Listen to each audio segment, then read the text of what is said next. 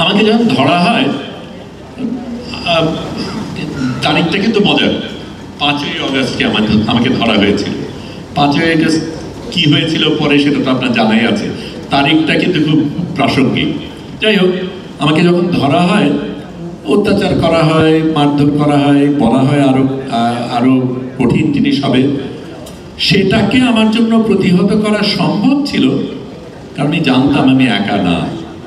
আমার সাথে যারা আছে, বাইরে যারা আছে তারা কিন্তু আমার সাথেই আছে, তারা আমার সহযোদ্ধা, আমার বন্ধু, এবং আমার লড়াইয়ে তারাও রয়েছে। তারপরে যে জিনিসটা হলো, এবং এটা আমি প্রশ্ন করতাম যে ধরেন গুম তো লোকে হয়, অন্যান্যরা গুম হয়েছে, কিন্তু গুম হয়ে যারা ফেরত আসে তারা সাধারণত ফেরত আসার পরে কিছু বলে না, চুপচাপ থাকে।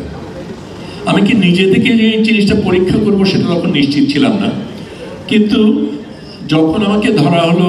প্রথম রাতে অত্যাচার করা হলো, পরের দিন আমাকে নিয়ে যাওয়া হলো পুলিশ হেড অফিসে, তখন আমাকে প্রস্তাব দেওয়া হলো যে তুমি ভুলে যাও, কি তোমার সাথে মন্ত্রীরা তোমাকে ভালো করে দেখে, প্রধানমন্ত্রী তোমার সম্বন্ধে ভালো জানে, তোমাকে আমরা ছেড়ে দিচ্ছি, বাড়ি যাও, কোনো কিছু হবে না, তুমি শুধু